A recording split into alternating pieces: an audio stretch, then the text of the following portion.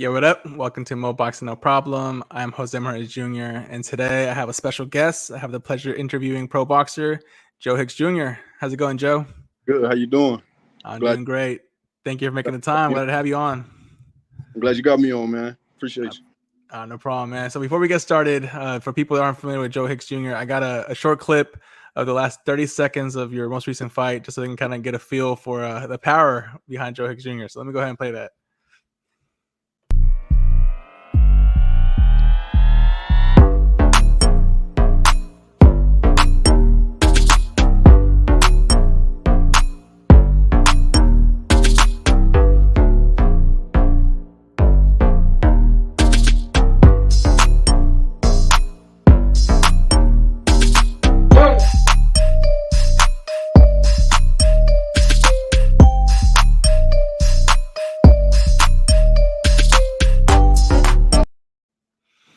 And there you have it, Joe Hicks Jr. I love that clip because you knew you had him hurt to the body. So as soon as he got right back up, you went back to it. Yeah. We worked on that the whole camp. My uncle told me, my coach, he told me, he said, you're going to stop him to the body with the right hand. So, lo and behold, it happened. Yeah. All right. So the first question I got for you, Joe, this is pretty simple, but I like asking every boxer that joins us this question just to see how they got their start. How did you get into boxing? It was something actually that my dad loved. My dad loved the sport. So after he passed away, I picked it up, and I felt like it brought him back to me. You know, boxing is a piece of my father. So when I fight, I use his nickname, Shug. That's my name because I feel like he take over when he get in the ring. When I get in the ring, see, I said he because There he you take go. over. He take over, and I want to ask you about the nickname because I did see that you basically took it from your late father. But do you know how he got the nickname? So they called him Sugar Man, and then as he got older, it got shortened to just Shug. Mm-hmm. So I'm not really sure exactly how he got the nickname, but I know it got shortened to Shug, and that was something I picked up. And just like, oh man, I hear it. And then I was looking at your amateur career. You had a great run.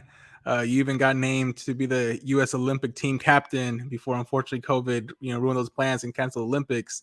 Can you tell us about some of the sacrifices and dedication that it took to get to that elite level in the amateurs? Oh man, so it took training like 2-3 times a day. So I was working a third shift job. I was probably sleeping at the time of the trials and everything. I was probably sleeping about 3-4 hours a day. I had a 2-year-old at the time, so my daughter was only 2. So after working, I had to watch her. So I'd be able to get about 2-3 hours of sleep. And I was like, I'm up, so I'm just going to the gym. Nice. And you're dealing with at that time the terrible twos. I got a 2-year-old right now, and I know all about that. Yeah. Actually, my daughter's pretty good in her twos. She's good. Yeah. Oh, lucky man, lucky. And then speaking of your amateur career, there's a few notable names that came to mind here, like Troy Isley, signed Top Rank, and then Evan Holyfield. What do you recall from those fights in the amateurs? Evan, I remember Evan being, he got a big name because he was Holyfield's son. That's my guy. I like him. I remember it just everybody like you fighting Evan Holyfield. You fighting Holyfield's son. You fighting Holyfield's son. I said no, he fight me. Next fight, when I fought him, I remember it being pretty easy to just box. He was strong, so it was like getting in there and just trying to bang with him. I wasn't trying to. It wasn't something to do. It was just easier to box. As far as Troy, we fought 3 times.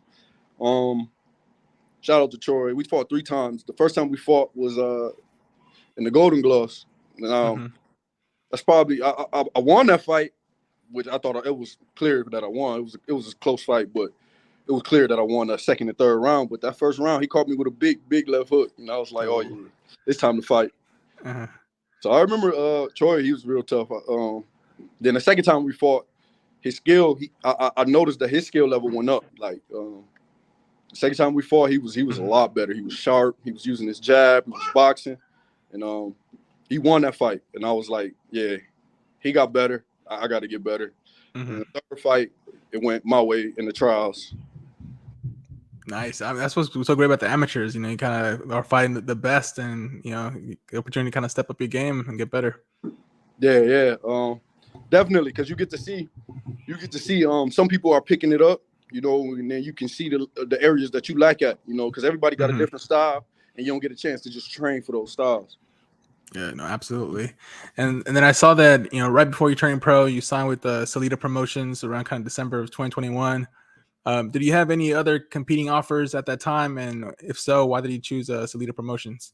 So I signed with Split Team Management, Dave Okay. McWaters, and Okay. pretty much, man, I love Dave, man. So whatever Dave feels is good, you know, I don't question. I have no questions for him. So if he tell me that he think this is best for me, I'm gonna do what Dave says do. I got you. All right, so split team management. I think don't they have I think Rafael Marquez signed too as well. Yep, yep. Yeah. All right, cool. Yeah, I seen them. They're doing big things. Yeah, yeah. I All love right. that. He really cared for the fighters.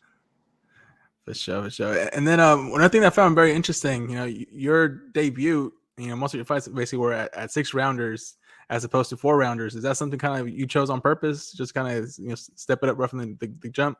Yeah, it was something I chose on purpose. So I feel like with my style, I'm not really one of those 1,000 punches in the round. But you know, I'm a box. I'm gonna pick you off. I'm gonna figure you out. So I figured with my style, 6 rounds would be best. Mm-hmm. Um, you know, because I got time. You know, I got time to figure this guy out, get him out of there, or you know, take whatever is best of his away from him. Awesome. Yeah, and we've yet to kind of see that other gear you have because most of your 3 fights have all ended in early knockouts. Yeah, Um, yeah. yeah. It's, Are you starting to build a reputation of being a power puncher? you know, some like a lot of people tell me how hard I hit, but I don't want to build that in my mind as Mm-hmm. far as being a power puncher. Because if you look at some of the guys, like Edgar, you know Edgar, I think he's a great boxer. You know, I think Yeah. Edgar's a great boxer, but I think he got a little big headed with that power punch, and it's starting to show. Like he's looking for the knockout every fight, and he's not looking as good as he is to me. You know, I think a lot of people don't understand how good he can really box Mm-hmm. because he was knocking guys out in the first round, second round. You know, but I think you can get caught up in that, and me, I just go in there and box, and once I get to you, I get to you. You know, if you can't take it, hey. Absolutely, I agree because I think that kind of starts adding additional pressure to you because now you're like, oh, I got to continue the streak, got to continue it. For sure. And then you know your fights have been at 168 pounds. Is this the weight class you plan at kind of competing at and winning a title? So it would be at 160, but every fight I had so far, something happened last minute where I have to gain weight to make the fight happen. Oh man. So is it just fighters pulling out last minute and then it's like an opponent that they find for you or what's So been the guys happening? signing the contracts are saying that they can make the weight, and then they'll give me a call back a couple weeks, you know, before. And, you know, I'm not gonna turn it down because I'm trying to get as many fights as possible. So I'm like, oh yeah, I'll take it at 166, 168. Oh, for sure, for sure. And then do you have already a target date in mind for your next fight? October 21st. It's a showbox card. They're trying to get me on the main card, but if they're not able to get me on the main card, then I'll just be on the undercard. Oh, that's cool. That's a big opportunity. Yeah, yeah. Awesome. Looking And let's say forward. awesome. And we got Just Do Boxing in the chat. He says salute Mo Boxing, no problem. And salute to the champ Joe. So thank you, Just Do. Showing the love. And then does your opponent already picked for that fight? So we had a guy that they were thinking about. He was 12-0, 11 knockouts. That he turned it down. He turned it down. First they asked if I could make 58. I'm like, no problem. So then after that, it was Salida called me and was like, yeah, that guy turned the fight down. Oh man, that's a bummer. And how do you actually prepare for your fights? Are you the type of person that watches the kind of video on your opponents, or are you mostly focused on your skill set and how to improve?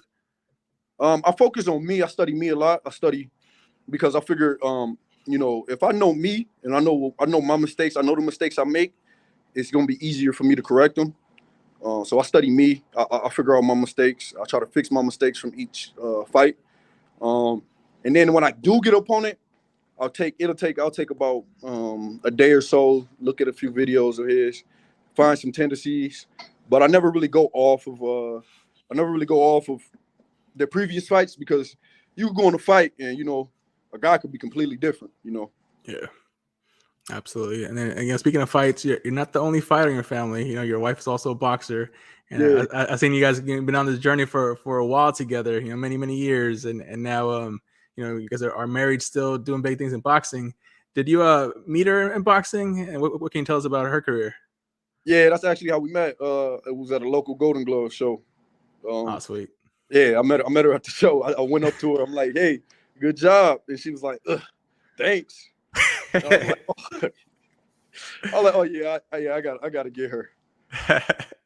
And the rest is history. The rest is history. That's awesome, brother. And then I want to ask you about your the thoughts on the Michigan boxing scene. As far we got some great up and coming fighters in Michigan. I don't know if you know Rouser. He just Oh, yeah, won. I heard him. He just won the Golden Gloves. He won Golden Boy. Then you got the OGs like Tony Harrison, Super Bad. You got Marlon Harrington, Ardrell Holmes. We got some killers coming up. We got Joshua Pagan. We got some good guys coming, man. Michigan, Oh, yeah. I feel like Michigan gonna be back on the map real soon. It's popping, and I like the Detroit Brawl series is going on right now. It's bringing a lot of attention. Yeah, To the Salida's local scene. he's doing a great job with that. Yeah, for sure. And then obviously, I'm sure you get asked this all the time because also the hometown from Grand Rapids, Michigan, is the all-time great Floyd Mayweather. Is that someone you've met before in person, and do you get like any comparisons to his style? I met Floyd a few times in person.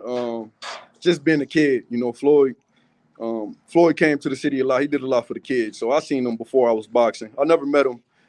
Should I say I haven't been in touch. Yeah, I met him as a pro. I've been boxing. Yeah, Gotcha.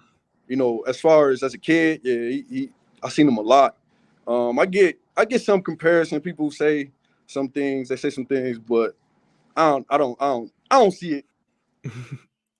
And then another fighter out of Michigan, Peter Quillen, which I do think he's more of a kind of a mentor to you. Can you tell us what kind of role he's played in your career? So Peter, he came to the gym, when he had his title.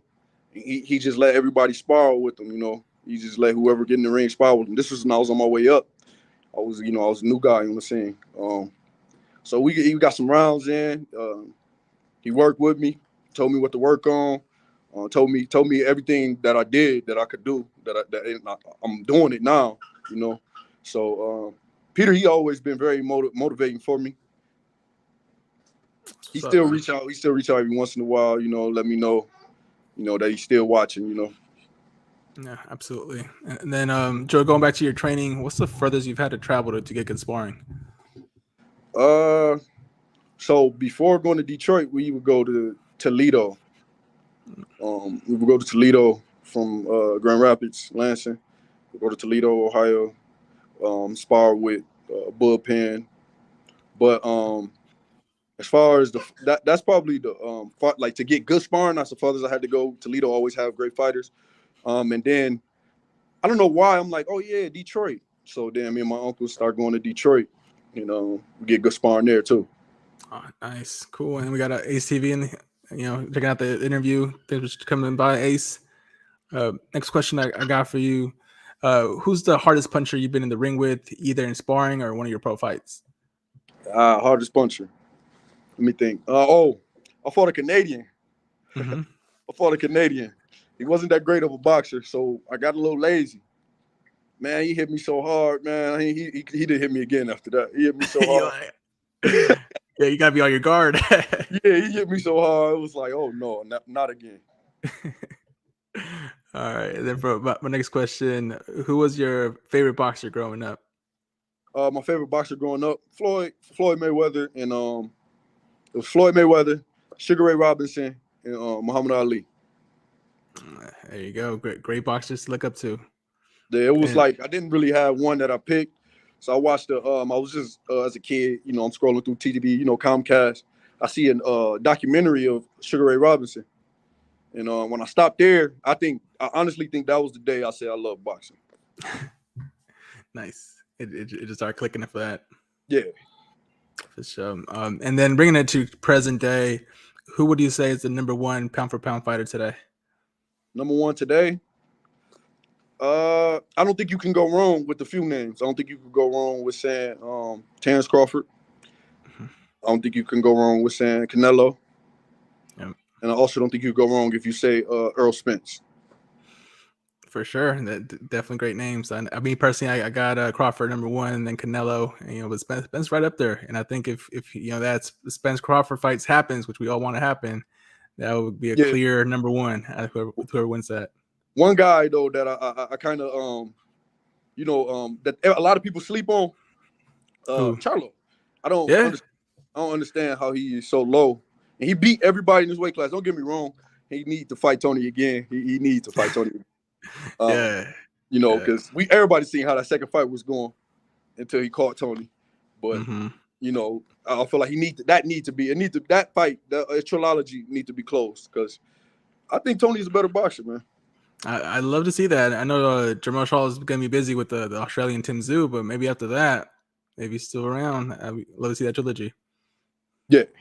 I feel like, Charlo, he doing what he's supposed to do. He's trying to beat everybody in the weight class. That's somebody, it's dangerous to fight Tony Harrison again.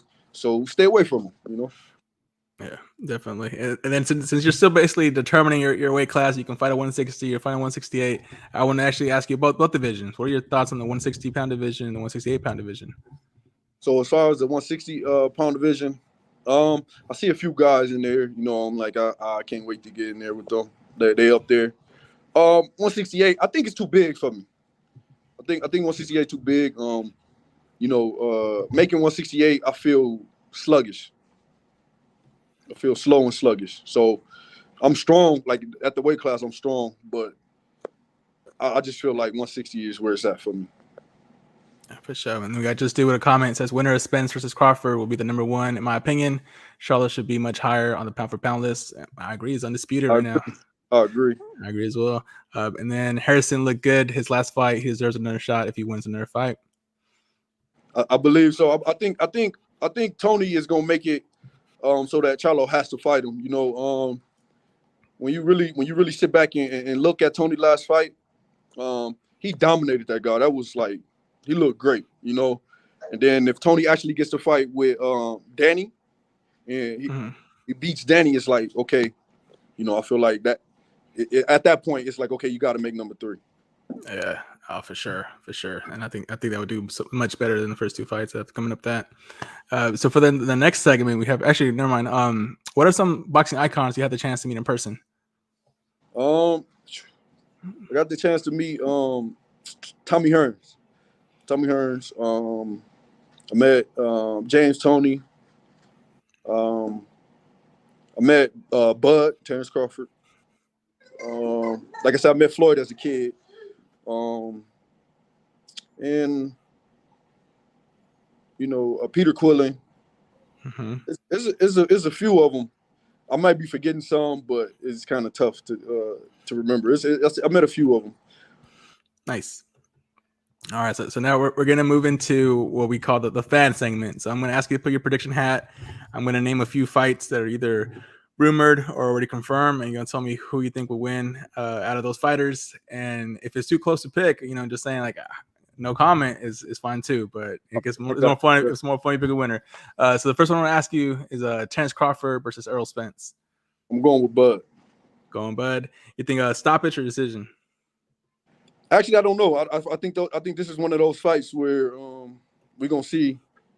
Well, I feel like we're gonna see either it's gonna be a real close fight or one of them is just gonna be overwhelming. I can see that for sure. All right, and then we got a question from ACB. He says, "What does he think of Floyd doing all these exhibition fights? Good business or bad luck?" Me personal, because of Floyd, like Floyd is somebody I look up to. I wish he would stop because I just be like, man, I hope don't nobody catch him, because everybody not, But I feel like if you're gonna get $20 million to get in there with somebody while you're 40, 50, why not? I hear you, because they always say father time is undefeated, and eventually everybody gets old. Yep. And so I'm with you. All right. So the next fight I want to ask you about, super middleweight showdown, Caleb Plant versus Anthony Durrell. Who wins that one? So I'm a Michigan guy. So, I got to go with Durrell on that. There you go. We're going with Durrell. And then the last one, let's go to the heavyweight division. These are both up and coming American heavyweights. We got Jeremiah Dreamland Milton versus Jared Big Baby Anderson. So Jeremiah's my guy, but nobody's beating Big Baby. But Jared's my guy too. But nobody's beating Big Baby. I'm not gonna. Going against Big Baby is kind of you want to lose situation. He's super young too, right? He's like 22, 23, something like that. Super young, and he's just getting better. Like every time he looks better. He looked really good on the last ESPN card. So yeah, but sure, I think he's gonna pick up right where Wilder left off and be the next Great American Heavyweight. Is that a fight that's rumored to happen? No, I just rumored it. I just spoke into existence. Okay. We'll see. I was hoping they could fight. Both of them are guys, man. Yeah, no, they probably won't fight anytime soon. I think they would when they do fight, it'll probably be both of them having some championships on the line. Yeah, for sure. All right, well let's go back to you. What are some things you like to do outside of boxing? What are some hobbies and interests of yours? I'm a big family guy, so man, I pretty much anything that my daughter's doing, anything my son, my wife doing, I'm down. I'm there for it. So outside of boxing, I like to take that time and spend it on fatherhood. Being a father, doing the things that can help them out. That's what's up. No wonder you're the father of the year every year, Joe. right. That's why I'm the father of the year every year. There you go. And then for the final question, it's not really a question, more just kind of leaving the floor open to you. What's a message you want to send to all your fans and supporters? I just want to say thank everybody that support me, that follow me. I promise great things is coming. I'm probably one of the most slept on fighters coming out of my Olympic class. But a lot of guys, if you give them that contract and you say you got to fight me, a lot of guys that got top rank contracts and all those, if you give them that contract and say your next fight is Joe, I guarantee they're gonna send it back. So the fighters respect me if they don't want to say it, but they do. They know I am coming. They know that when I'm focused, I don't think any of them can beat me. Absolutely, man. We're looking forward to your next fight in October. And, again, thank you so much for making the time for this interview and wish you much success in your career. Thanks for having me, man. I appreciate you. All right, no problem, Joe. Take it easy. All right, take care. All right, bye. Cool. All right, and let me actually put Joe's banner so where you can find Joe on Instagram at Joe Sug Hicks. Everybody go give him a follow, give him some support. Thanks so much, champ. Thanks, appreciate you. All right, appreciate it. Bye.